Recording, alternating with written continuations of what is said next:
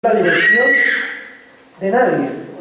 Y cuando hablamos de que no queremos aceptar la dirección de nadie en nuestras vidas, automáticamente también se está excluyendo a Dios.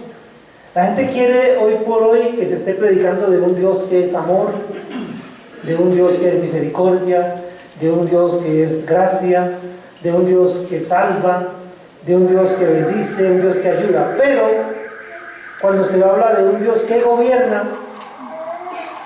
la gente no quiere ese Dios. Cuando se habla de un Dios que es soberano y que todo lo controla, la gente no quiere oír hablar de ese Dios. Y hoy vamos a hablar entonces del ejercicio de la soberanía de Dios. El ejercicio de la soberanía de Dios. Vamos a hablar de la manera como Dios está gobernando el universo. Básicamente quiero que esta mañana estemos primero mirando las características, algunas características de la soberanía de Dios, cómo es esa soberanía, y luego vamos a estar mirando un modelo. Pienso que es en la palabra donde más se evidencia esa soberanía de Dios, y es en la vida del rey Nabucodonosor. Estuvimos hablando esta semana, estuvimos estudiando, los que llevaron el maná, tuvieron la oportunidad de estudiar acerca de este episodio en la vida del rey Nabucodonosor en el capítulo 4. Por eso quiero invitarlos a que abran sus Biblias en Daniel 4.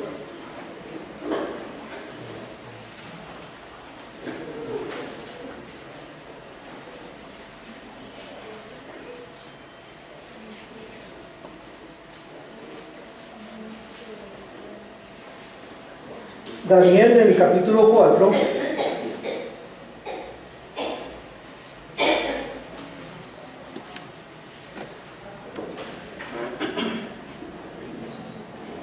Vamos a leer desde el versículo 28 en adelante. Daniel 4, 28.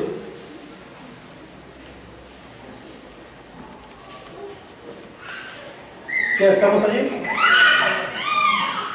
Dice la palabra del Señor. Todo esto vino sobre el rey Nabucodonosor. Al cabo de 12 meses, paseando en el palacio real de Babilonia, habló el rey y dijo: ¿no es esta la gran Babilonia que yo edifiqué para casa real, con la fuerza de mi poder y para gloria de mi majestad? Ahora estaba la palabra en la boca del rey, cuando vino una voz del cielo: a ti se te dice, rey Nabucodonosor, el reino ha sido quitado de ti, y de entre los hombres te arrojarán, y con las bestias del campo será tu habitación, y como a los bueyes te apacentarán. Y 7 tiempos pasarán sobre ti, hasta que reconozcas que el Altísimo tiene el dominio en el reino de los hombres y lo da a quien Él quiere. En la misma hora se cumplió la palabra sobre Nabucodonosor y fue echado de entre los hombres y comía hierba como los bueyes, y su cuerpo se mojaba con el rocío del cielo, hasta que su pelo creció como plumas de águila y sus uñas como las de las aves. Mas al fin del tiempo, yo, Nabucodonosor, alcé mis ojos al cielo, y mi razón me fue devuelta, y bendije al Altísimo, y alabé y glorifiqué al que vive para siempre, cuyo dominio es sempiterno, y su reino por todas las edades. Todos los habitantes de la tierra son considerados como nada, y Él hace según su voluntad en el ejército del cielo y en los habitantes de la tierra, y no hay quien detenga su mano y le diga: ¿qué haces?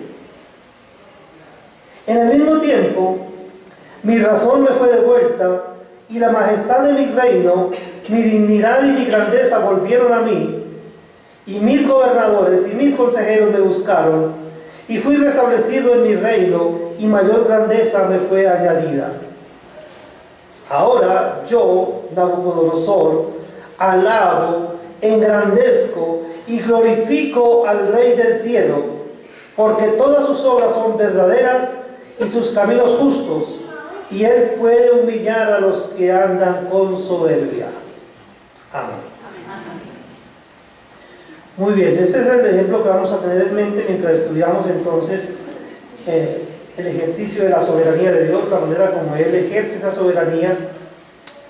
Porque es que resulta que Dios hace siempre lo que quiere, con quien quiere, cuando quiere y como quiere.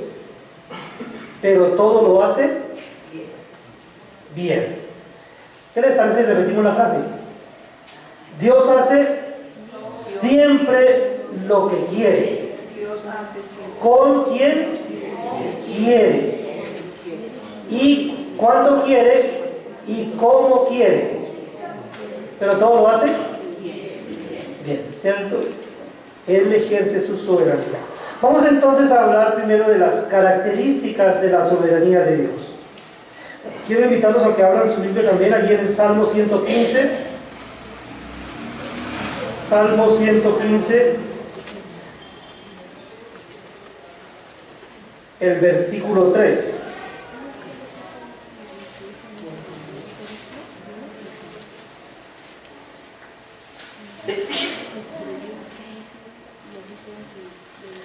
Dice la palabra del Señor: nuestro Dios está en los cielos, todo lo que quiso ha hecho.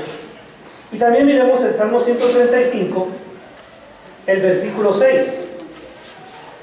Dice: todo lo que Jehová quiere, lo hace en los cielos y en la tierra, en los mares y en todos los abismos. Lo primero que encontramos entonces con respecto a la soberanía de Dios es que es ejercida siempre. Él hace lo que Él quiere siempre, desde la eternidad y hasta la eternidad. Hace lo que a Él le place. De hecho, cuando pensamos en la creación, sabemos, por lo que la palabra nos enseña, que Él no creó porque tuviera alguna necesidad.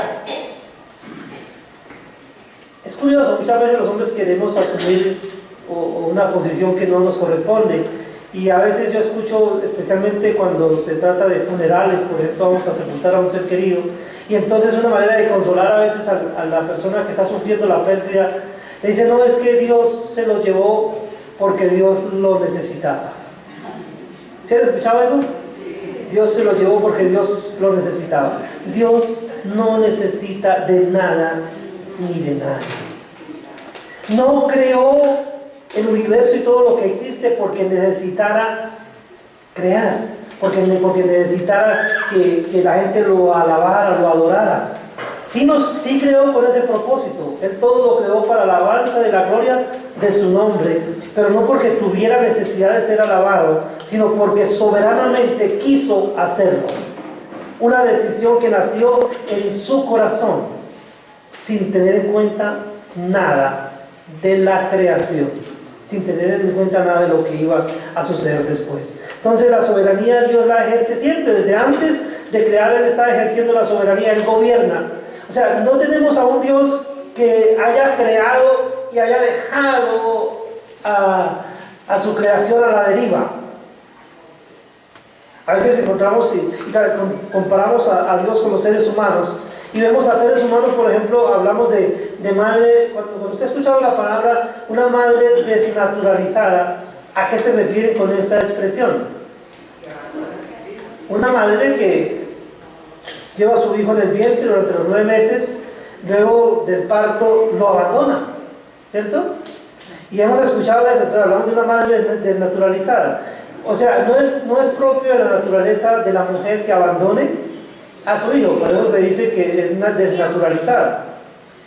Resulta que cuando uno estudia la Biblia, hay un animal que hace eso, que no cuida de sus crías.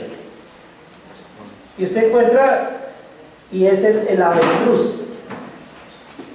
Pero dice que el avestruz pone sus huevos y los deja sobre la arena, los abandona, porque Dios la privó de entendimiento. No tiene entendimiento, entonces por eso el avestruz abandona sus huevos, sus polluelos, y nacen los polluelos y el avestruz no se ocupa de ellos. ¿Sí? ¿Pero por qué hace el avestruz eso? porque no tiene entendimiento. Y a veces pensamos que Dios hizo algo como eso, que creó el universo y lo dejó a la deriva y que pasan cosas. Y a veces cuando vemos, por ejemplo, que la maldad se incrementa sobre la faz de la tierra, pensamos que es que Dios no se está ocupando de la humanidad. No, Dios está pendiente de todo. A Dios no se le ha escapado nada de control. Dios tiene todo perfectamente calculado y Él gobierna de manera soberana. No pasa nada bajo el cielo que no pase por su control y por su gobierno. Dios ejerce el control absoluto de todo lo que pasa en todos los escenarios. ¿Qué menciona acá el salmista? Dice que Él ejerce su voluntad soberana siempre en los cielos, en la tierra, en los mares y en todos los abismos. ¿Quedó algún lugar por mencionar en el que Dios no ejerza soberanía? Estos días en nuestro país se habla de la soberanía nacional, ¿cierto? La vulneración de la soberanía nacional. Antes nuestro territorio iba estaba muy cerca de Nicaragua y llegaba ya a San Andrés Isla y toda la plataforma continental se extendía un poco más allá y nuestros límites sí estaban bastante amplios, ¿cierto? Después vino una corte internacional y dijo, no, sus límites ya no pueden ser estos, sino que ahora van a ser reducidos. Y redujeron los límites de nuestro país. Y no pudimos hacer nada, ¿por qué?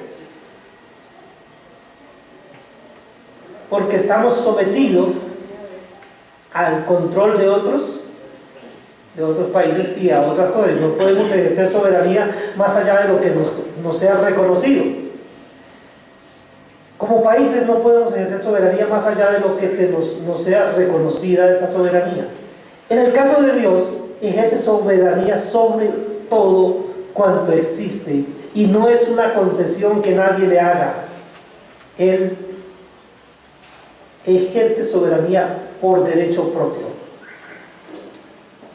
Él ejerce el control de todas las cosas sencillamente porque Él es el dueño y Él hace lo que quiere, ¿sí? Todo lo que quiso ha hecho. Lo acabamos de leer acá en el libro de los Salmos.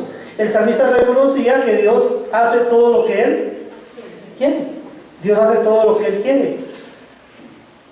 Ya vimos que en todos los lugares, en los cielos, en la tierra, en los mares y en los grandes abismos, en todas partes Él hace lo que Él quiere. Usted y yo podemos hacer algo que Dios no nos quiera dejar hacer. Mire, incluso cuando nos equivocamos, cuando pecamos, es porque Dios nos permite que lo hagamos y luego, ¿qué hace? Nos disciplina, ¿cierto? Porque nos está enseñando, nos está guiando. Pero Él está pendiente, nada se le escapa de su mano poderosa, de su control. Él ejerce también esa soberanía con quien Él quiere. Dios ejerce su soberanía con quien Él quiere. Miremos en Proverbios 16, el versículo 4.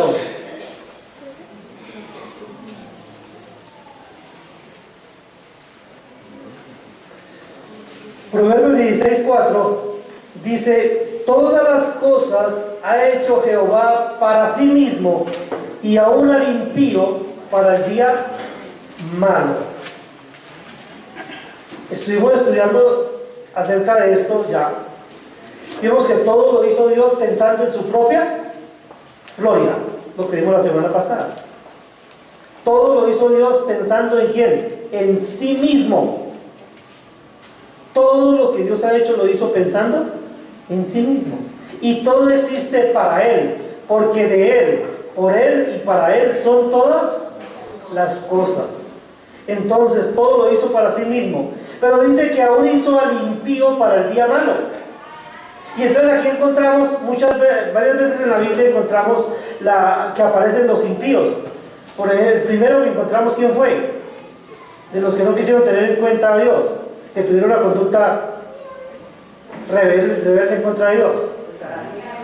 No, pero ellos después, entonces ellos con todo el tiempo no vivieron así. Pero uno que se rebeló, Caín, ¿cierto?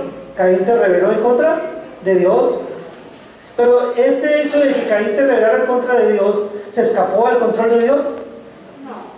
De hecho, Dios le dice, mire, Caín, ¿por qué te disgustas? Si estuvieras haciendo lo bueno, no serías enaltecido, pero tú sabes que no haces lo bueno. Ahora, el pecado está a la puerta, pero tú te enseñorearás de él. Tú vas a ver qué vas a hacer. Tú puedes determinar. Ahora, ¿Dios hubiera podido evitar que Caín pecara? Claro, ¿cierto? Solo que Dios, con respecto de Dios, las criaturas son colocadas de dos maneras. Algunas criaturas las coloca en una posición incondicional y a otros los coloca en una posición condicional. Cuando Dios creó a Adán y a Eva y los colocó en el huerto de Edén, ¿los colocó en qué tipo de posición? ¿Condicional o incondicional? Los colocó en una posición condicional. ¿Por qué decimos que es una posición condicional?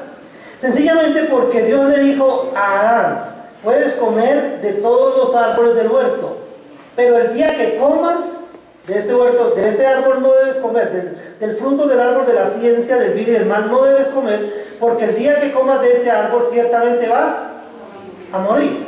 Hay una condición, y Adán podía o comer o no comer, pero de que cumpliera la condición o no la cumpliera dependía su relación con Dios.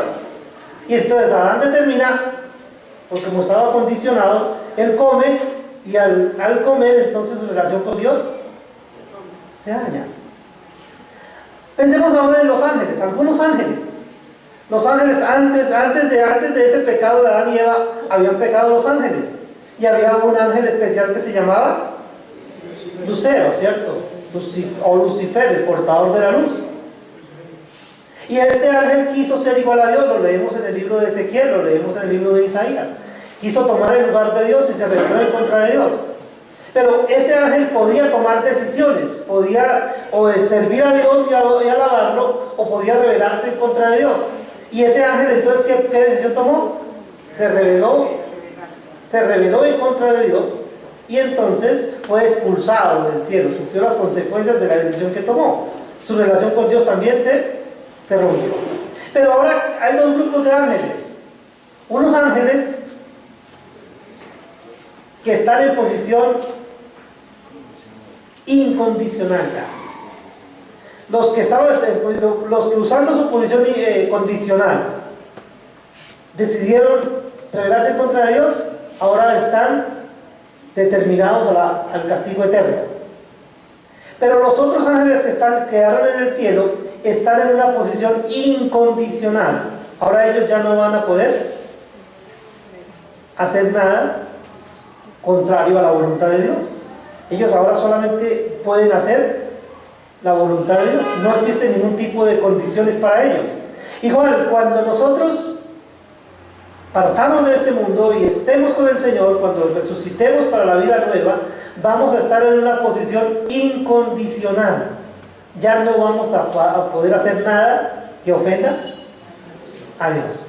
Mientras estamos aquí, estamos en una posición condicional. El pecado todavía está ahí, que nos puede atraer. Pero una vez que partamos para la eternidad, ya vamos a estar en una posición incondicional. No va a ser posible que nosotros pequemos. ¿Sí notamos entonces? Pero ¿de quién depende colocar en una posición o en otra posición? Dios. Entonces Dios es el que colocó a sus criaturas en la posición que Él quiso. Entonces por eso cuando Caín peca en contra de Dios, se rebela en contra de Dios, estaba usando esa condicionalidad. Esa condición, el pecado está a la puerta, pero tú determinas si haces lo bueno o haces lo malo. Y luego vemos a Faraón. Estamos diciendo que Dios ejerce su soberanía como Él quiere. Y vemos a Faraón. ¿Y qué hizo Faraón? Desde que Dios diseñó a Faraón, Dios lo diseñó para usarlo, para mostrar en él su poder, para mostrar en él, para mostrarse fuerte, para descargar en él su ira. Con ese propósito lo creó. Y entonces, ¿qué vemos a Faraón? ¿Qué hizo Faraón? Dice que hizo al impío para el día malo. Faraón se opone a la voluntad de Dios manifestada a través de Moisés y de Aarón.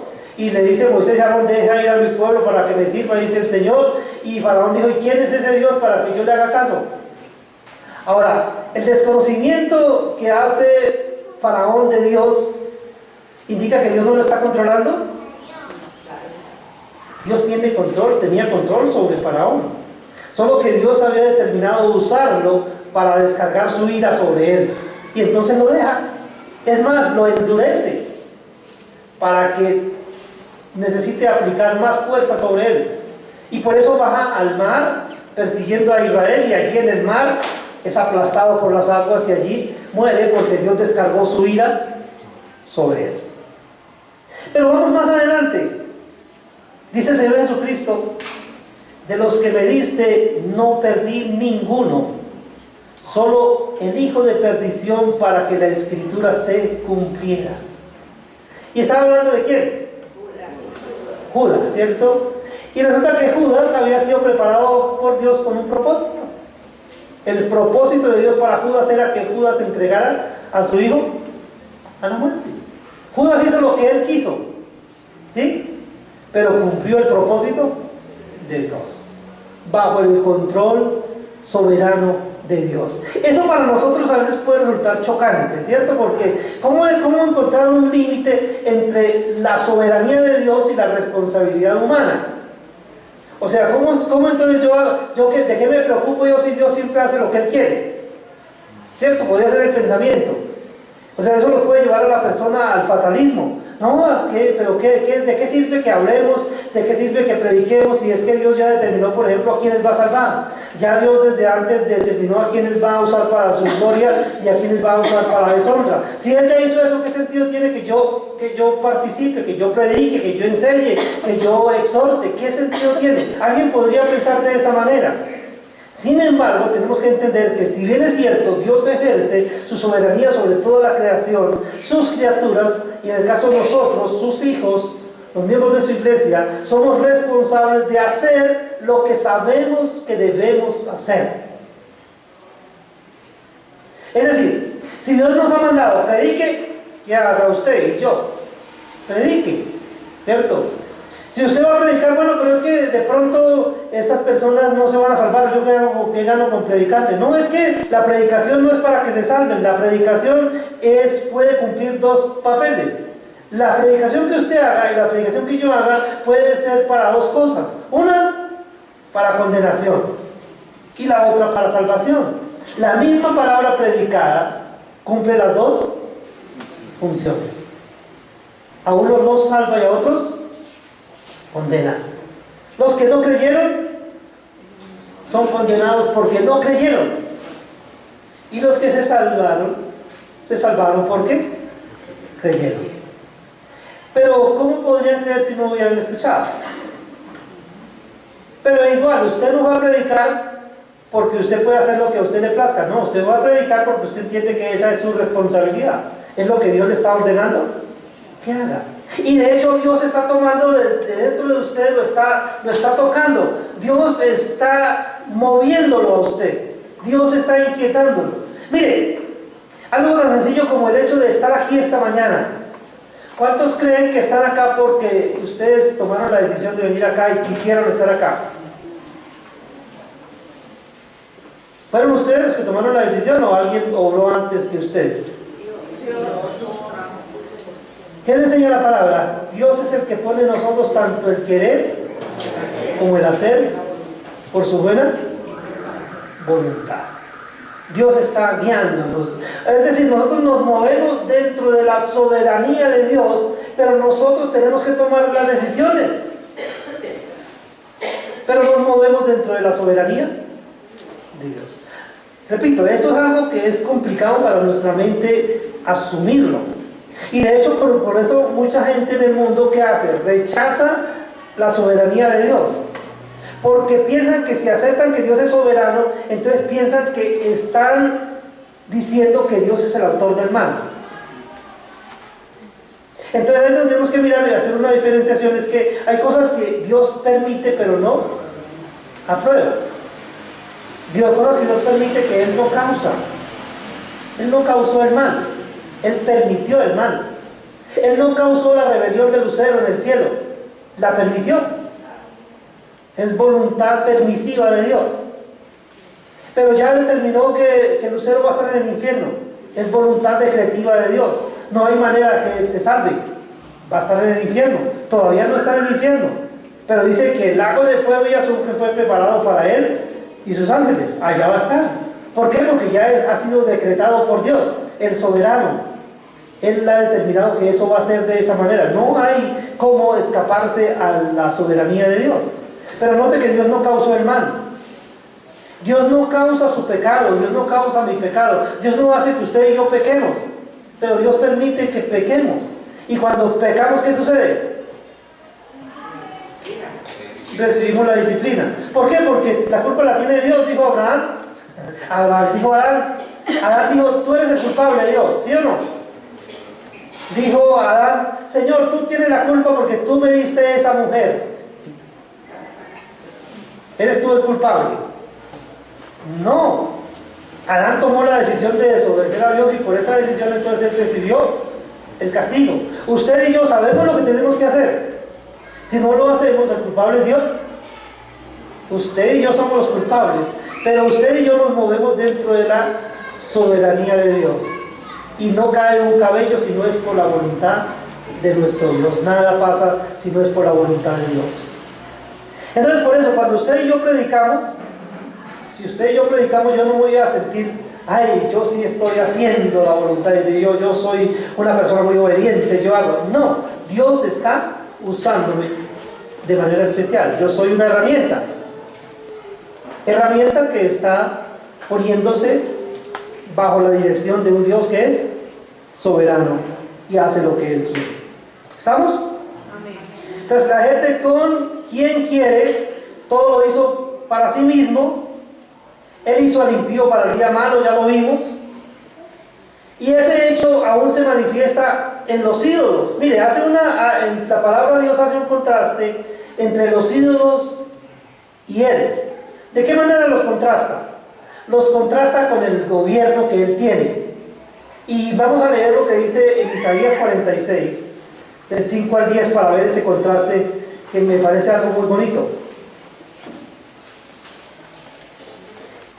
Isaías 46,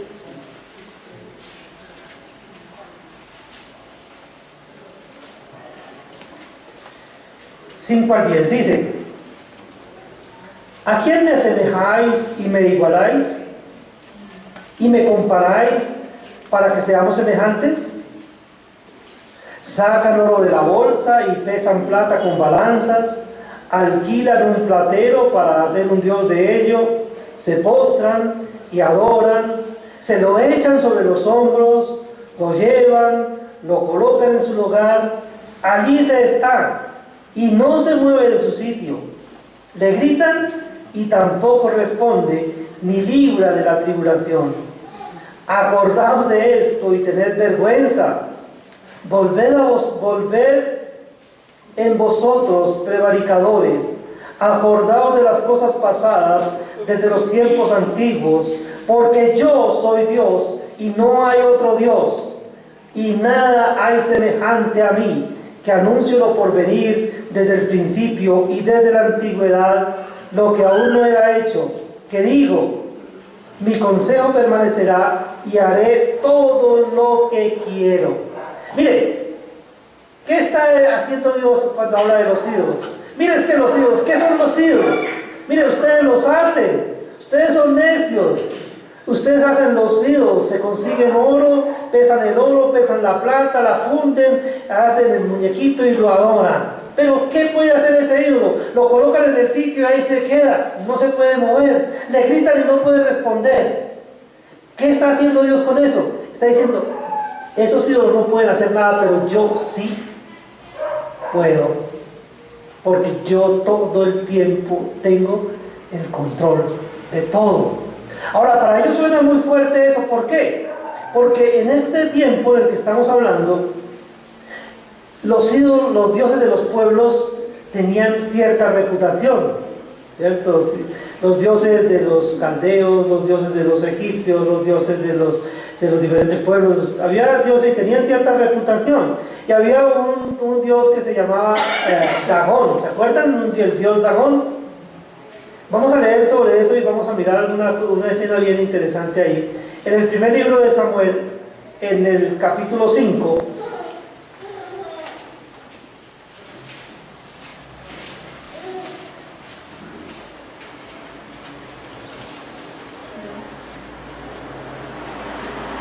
primer libro de Samuel capítulo 5, los primeros 5 versículos dice: cuando los filisteos capturaron el arca de Dios, la llevaron desde Ebenezer a Asdod, y tomaron los filisteos el arca de Dios y la metieron en la casa de Dagón y la pusieron junto a Dagón.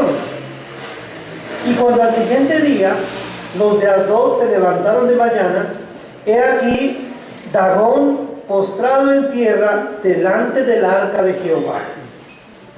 Y tomaron a Dagón y lo volvieron a su lugar.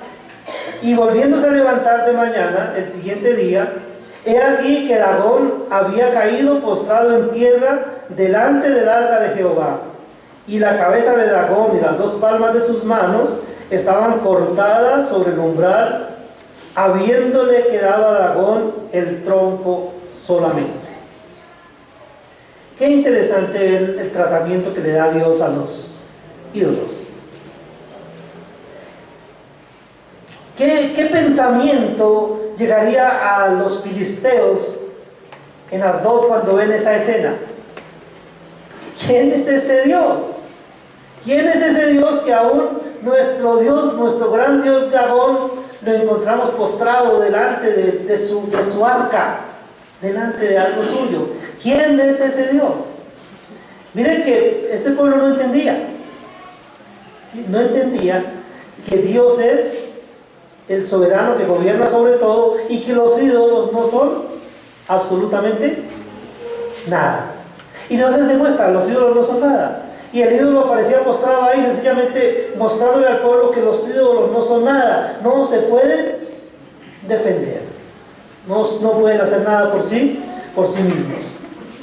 Porque Dios entonces ejerce su soberanía con quien quiere, aún sobre los mismos ídolos de los pueblos paganos. Y esa soberanía Él la ejerce cuando quiere. Dios hace todo cuando Él quiere. Algo que debemos tener muy en cuenta. Porque a veces nosotros tenemos alguna circunstancia que necesitamos la intervención de Dios y empezamos a orarle a Dios y queremos que Dios nos responda, pero ya. Y no entendemos que a veces Dios tiene otra respuesta. Porque Dios tiene varias respuestas. A veces nosotros pretendemos que Dios siempre responda a nuestra petición y siempre diga sí. ¿Cierto? Porque para muchos a veces Dios aparece más como el genio de la lámpara que cumple deseos que como el gobernador de cielos, tierra y mar. Y entonces Dios tiene diferentes tiempos o diferentes respuestas porque todo depende del tiempo de Él. Vamos a leer aquí en Gálatas 4, versículo 4. Dice: pero cuando vino el cumplimiento del tiempo, Dios envió a su Hijo, nacido de mujer y nacido bajo la ley. ¿Cuándo envió Dios a su Hijo? ¿Para que se hiciera hombre? ¿Cuándo vino el cumplimiento del tiempo? ¿Quién determina ese tiempo? Dios. Él mismo. Él determina cuándo sucede cada cosa. Por eso a mí no me preocupa cuándo me voy a morir. No me preocupa eso. ¿Y qué ganaría con preocuparme por eso? Dios determinó ya cuándo me voy a morir, entonces ¿yo qué puedo hacer para cambiar eso? Si Él es el que manda. Y lo leo en el libro de Job. Le fijaste límites a su habitación, los cuales no traspasará.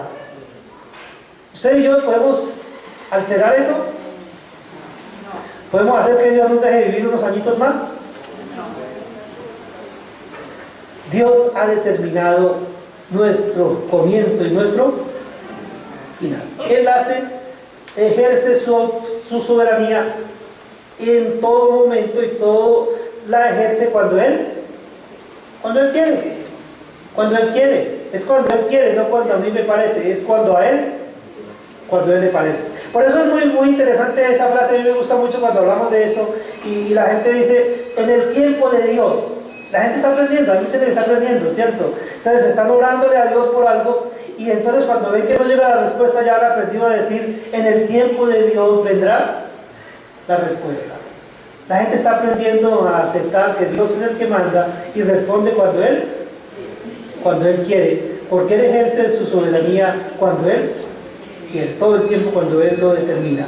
Y Él ejerce su autoridad como Él quiere, es solo como Él quiere. Mire, cuando uno se pone a pensar, hay una imagen ahí de dos hombres. ¿Sí está la imagen ahí? ¿No está la imagen?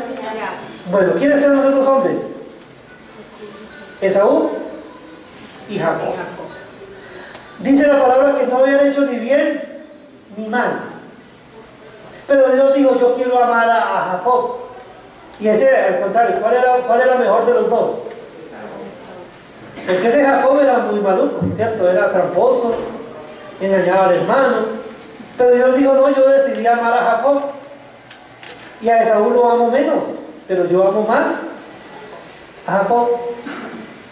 ¿Por qué? Porque Él hace lo que Él quiere. Ejerce su soberanía como Él le place, como Él quiere.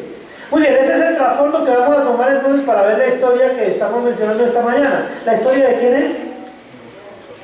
La historia del rey Nabucodonosor. ¿Quién fue Nabucodonosor? Estamos hablando de Nabucodonosor II, rey de Babilonia.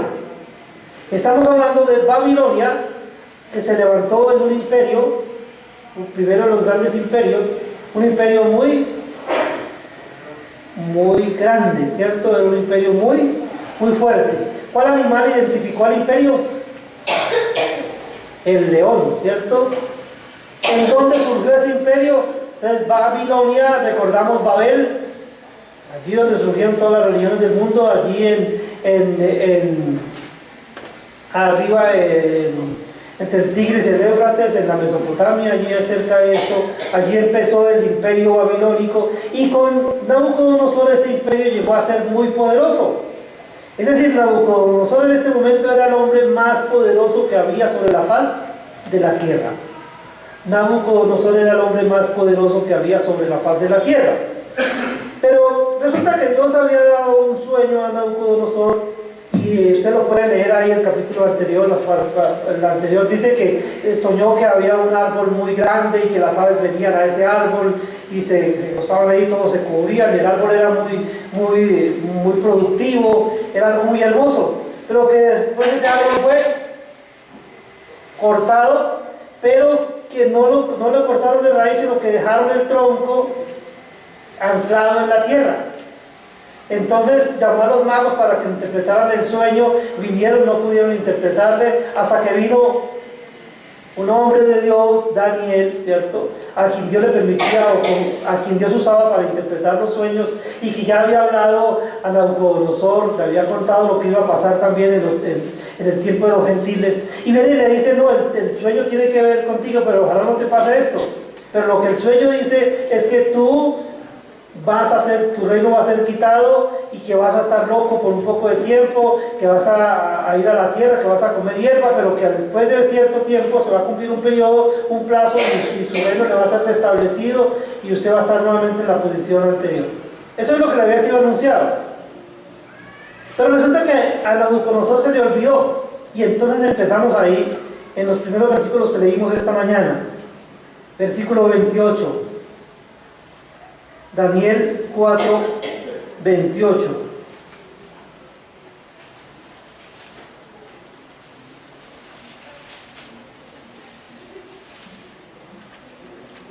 Todo esto, o sea, lo que había sido anunciado, la visión de Nabucodonosor, vino sobre el rey Nabucodonosor. Al cabo de 12 meses, paseando en el patio real de Babilonia, habló el rey y dijo: ¿no es esta la gran Babilonia que yo edifiqué para casa real con la fuerza de mi poder y para gloria de mi majestad? Esta es la ciudad que yo edifiqué. ¿Y para qué? dice Nabucodonosor? Para gloria de mi majestad. Entonces, Nabucodonosor, primero tenemos que decir que Dios escogió a Nabucodonosor. Desde antes, ya vimos que Dios escoge desde antes. Esa es la escena que tenemos en mente, pero miremos antes Jeremías 25:9.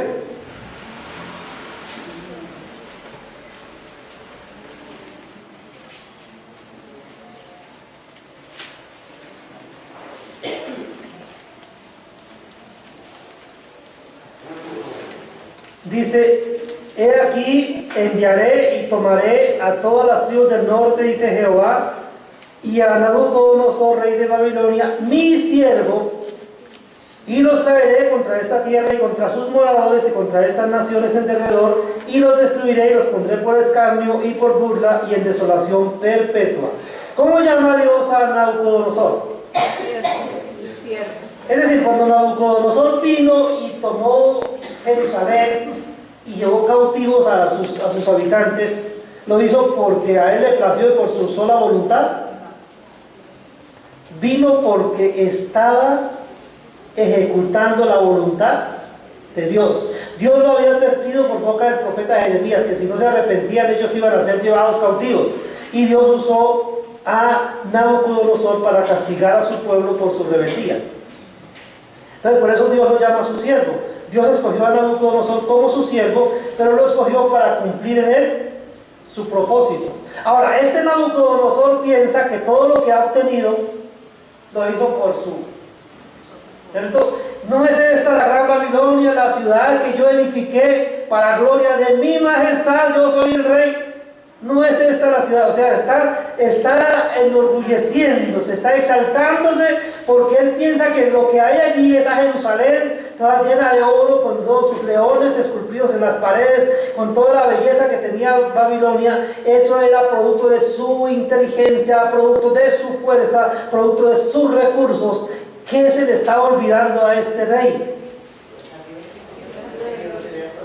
Lo mismo que se le olvidó a Poncio Pilatos cuando le dice al Señor Jesucristo que ¿por qué me hablas así si yo tengo autoridad para matarte, para hacer contigo lo que quiera? Y el Señor Jesucristo le dijo: ninguna autoridad tendría sobre mí si no te fuere dado de lo alto.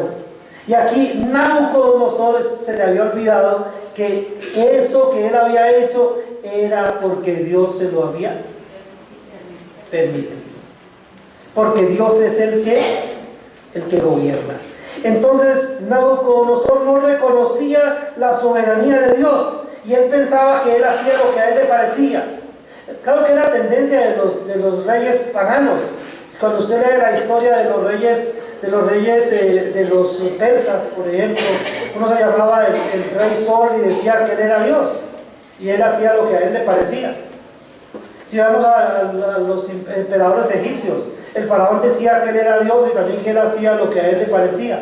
Por eso cuando el emperador que estaba en tiempo de Moisés se opone a lo que Dios ha dicho, él piensa que él tiene poder, él piensa que él es Dios. El concepto que tenían los seres humanos, y ese concepto estaba en el corazón de Nabucodonosor. Él pensaba que tenía tanto poder que podía decir que él mismo era Dios, que todo residía en él mismo.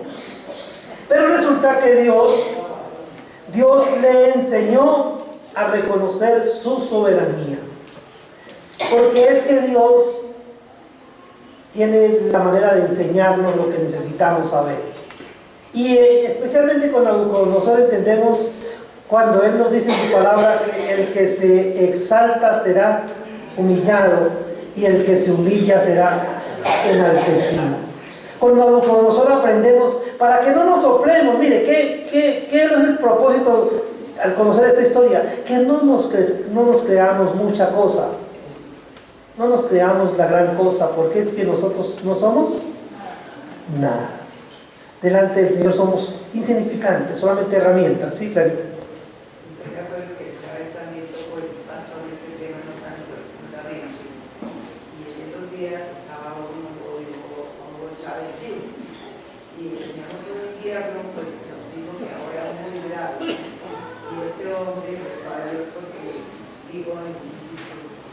Y si la naturaleza está contra nosotros, nosotros venceremos la y a los 6 meses ya estaba con ese cáncer. Sí, claro. Aunque él no hizo otra cosa que citar a Simón Bolívar con el terremoto de Cúcuta. Es la misma cosa, recordó lo que el libertador Simón Bolívar le había dicho cuando el terremoto de Cúcuta. Bolívar dijo: si Dios se opone, también lo venceremos. La necedad del hombre, la necedad del hombre. El hombre es necio. Pero bueno, vemos acá que Nabucodonosor estaba reconociendo la soberanía de Dios, y entonces Dios le demuestra que Él es el que tiene el control de todo y que Él es el que manda. Dios le enseñó a reconocer su soberanía. Leámoslo entonces en Daniel 4, del 31 al 36. Al 36, sí. Dice: aún estaba la palabra en la boca del rey cuando vino una voz del cielo: aquí se te dice, rey Nabucodonosor, el reino ha sido quitado de ti, y de entre los hombres te arrojarán, y como las bestias del campo será tu habitación, y como a los bueyes te apacentarán, y 7 tiempos pasarán sobre ti, hasta que reconozcas que el Altísimo tiene el dominio en el reino de los hombres, y lo da a quien Él quiere. En la misma hora se cumplió la palabra sobre Nabucodonosor, y fue echado de entre los hombres, y comía hierba como los bueyes, y su cuerpo se mojaba con el rocío del cielo, hasta que su pelo creció como plumas de águila, y sus uñas como las de las aves. Mas al fin del tiempo, yo, Nabucodonosor, alcé mis ojos al cielo, y mi razón me fue devuelta, y bendije al Altísimo, y alabé y glorifiqué al que vive para siempre, cuyo dominio es sempiterno, y su reino por todas las edades. Todos los habitantes de la tierra son considerados como nada, y Él hace según su voluntad en el ejército del cielo y en los habitantes de la tierra, y no hay quien detenga su mano y le diga: ¿qué haces? En el mismo tiempo, mi razón me fue devuelta, y la majestad de mi reino, mi dignidad y mi grandeza volvieron a mí, y mis gobernadores y mis consejeros me buscaron, y fui restablecido en mi reino, y mayor grandeza me fue añadida. Entonces Dios le enseñó a Nabucodonosor a reconocer su soberanía. ¿Cómo lo hizo Dios? Lo primero que hizo fue que le quitó su reino. Pero no solo eso, no solo le quitó el reino, también lo humilló. ¿Hasta dónde lo lleva? Mire, perdió la razón, enloqueció. Pero en ese mismo momento, y la gente se dio cuenta que había enloquecido, ¿y qué hicieron con él? De una vez dice que lo echaron al campo, y Nabucodonosor va al campo y está en una condición tan triste y tan lamentable que le crece el cabello, dice, como plumas de águila. O sea, el cabello le cubría todo su cuerpo, sus uñas como las uñas de las aves. ¿Cuántos han visto las uñas de las aves? Como garfios largas, unas uñas tremendamente largas, y me imagino todas llenas de tierra porque estaba en la tierra, y comía hierba, comía pasto como los bueyes. Ese era su alimento. ¿Se podrá estar en una condición más lamentable que el hombre que se vestía de oro, el hombre que se enseñoreaba sobre todas las naciones, el hombre que se favoreó diciendo: no es esta la gran Babilonia, la ciudad que yo he creado? Y ahora ahí postrado, comiendo hierba como un buey. Dios lo humilló. Y Dios le determinó también un tiempo para su restauración. Dios le dijo: vas a estar así hasta que se cumplan 7 tiempos. Los hermanos que estamos estudiando el miércoles, ¿cuántos son 7 tiempos? 7 años, ¿cierto? 7 años, no, 7 años. Son 7 tiempos. En este caso no son semanas, sino tiempos. 7 años pasó Nabucodonosor deschavetado, decimos hoy, ¿cierto? Loco. 7 años en esa condición, hasta que se cumplió el plazo establecido por Dios. Y cuando se cumplió el plazo establecido por Dios, ¿qué hizo Nabucodonosor? Yo, Nabucodonosor, levanté mis ojos al cielo. ¿Por qué levantó Nabucodonosor sus ojos al cielo? Reconoció que era el poder de Dios. Sí. Pero ¿por qué él no lo hizo antes?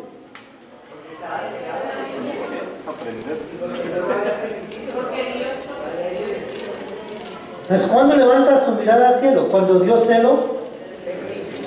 lo permite. Porque recuerden, está loco.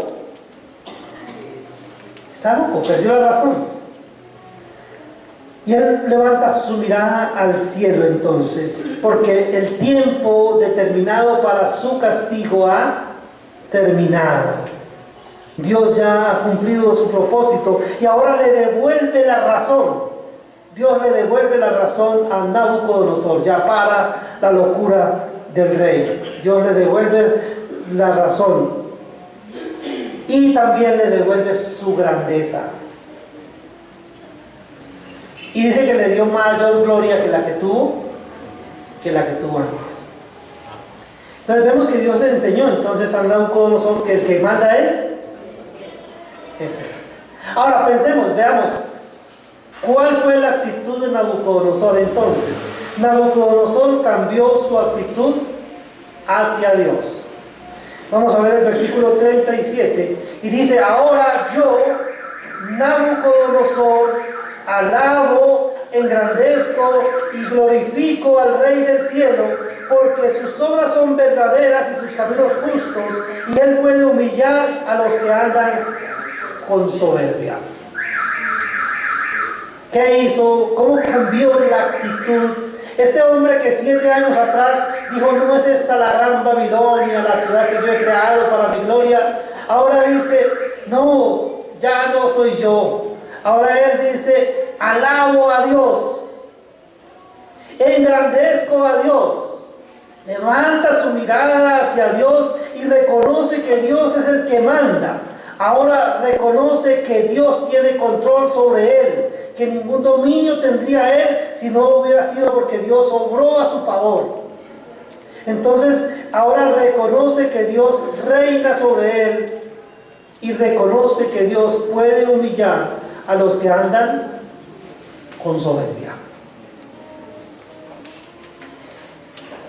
Ahora, yo me pregunto, ¿esta historia nos sirve a nosotros de algo? ¿Cómo podemos usar esta historia para nuestro beneficio? Hay una frase muy conocida que dice que el que no conoce la historia está condenado a repetirla. Si Dios ha querido contarnos lo que Él hace con el hombre cuando se ensoberbece, es precisamente porque Él quiere que nosotros no nos llenemos de soberbia. Él quiere que nosotros no seamos orgullosos. Él quiere que nosotros seamos humildes, porque Él da gracia a los humildes, pero resiste a los soberbios. Dios quiere que usted y yo seamos humildes y reconozcamos que nada tendríamos y nada podríamos hacer si el Dios de los cielos no nos lo permitiera y no obrara a nuestro favor. De hecho, mis queridos hermanos, si yo estoy acá esta mañana parado frente a ustedes compartiendo esta historia, es porque Dios ha querido hacerlo de esa manera, porque Dios ha querido beneficiarme, no porque hay algo bueno en mí, sino porque Él lo quiso hacer así. Dios obra a favor de nosotros cuando Él quiere hacerlo, pero tenemos que reconocer que nosotros solamente somos herramientas en las manos de Dios. Quiero terminar este tiempo con una ilustración. Este era un predicador joven que había terminado en un instituto bíblico. Este hombre, mientras estuvo en el instituto bíblico, era uno de los más avanzados predicadores, y él pensaba que eso era porque había algo en él especial y entonces era mejor que los demás. Y lo invitaron a predicar a una iglesia, y el hombre sube con esa arrogancia, esa imponencia, se va dirigiéndole al púlpito, muy orgulloso, sube y empieza su mensaje y todo se le olvidó. todo se le olvidó. Y todo triste, baja del púlpito, va a ubicarse en su silla. Y allá hay una ancianita, y la ancianita le dice: si hubiera subido como bajó, hubiera bajado como subió. Dios da gracia a los humildes, pero resiste a los soberbios. En todos los escenarios de nuestra vida, mis queridos hermanos, necesitamos reconocer que Dios es el que manda y que todos debemos hacerlo de acuerdo con su voluntad. No somos mejores que nadie. De pronto tenemos más privilegios que otros, pero no somos mejores que ellos. Por eso no nos engrandezcamos, no nos sintamos más que nadie, no nos portemos como si fuéramos más importantes que otros. El Señor nos enseña en su palabra, dice que estimando a los demás como superiores a sí mismo. Es lo que Él quiere que hagamos. Pero ¿cuándo nosotros vamos a hacer esto? Cuando reconozcamos que el Señor, nuestro Dios Todopoderoso, reina. Él es el Rey. Y Él hace lo que Él quiere. Si usted hoy está en un lugar de privilegio, si usted está hoy en un lugar de bendición, es porque Dios lo quiso así, no porque usted se lo merezca. Porque usted y yo no merecemos absolutamente nada. Todo de lo que disfrutamos es porque a Dios le plació dárnoslo. Por eso no nos inflemos, no nos sintamos más que los demás. El que se exalta será humillado, pero el que se humilla será enaltecido. Que entender, o más que entender, aceptar que Dios gobierna y que lo mejor que yo puedo hacer es aceptar ese gobierno suyo y cumplir con mi responsabilidad, sea la constante de mi vida. Porque no voy a poder salirme de su voluntad. Entonces lo mejor que yo puedo hacer, ¿qué es? Ponerme de acuerdo con Él y hacer lo que Él me mande, para que yo no tenga que ir 7 años a comer hierba como el pueblo. Amén. Si no queremos experimentar la mano del Señor sobre nosotros, aceptemos que Él gobierna y cumplamos con su voluntad. Padre nuestro que estás en el cielo, queremos darte muchas gracias, Señor, porque en esta mañana tú nos has permitido estar delante de tu presencia.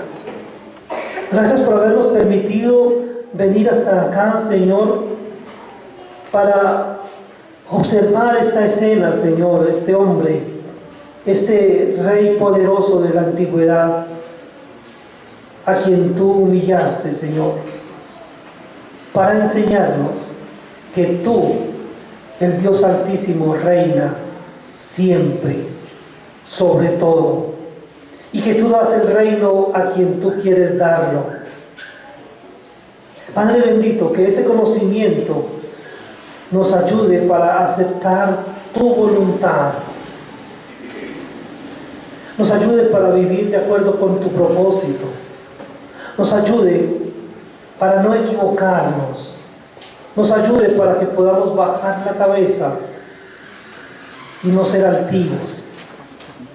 Nos ayude para reconocer que simplemente somos herramientas en tus manos, que dependemos de ti, Señor, que las buenas obras que hacemos no son el producto de nuestro corazón, sino que son el producto de tu Santo Espíritu morando en nosotros.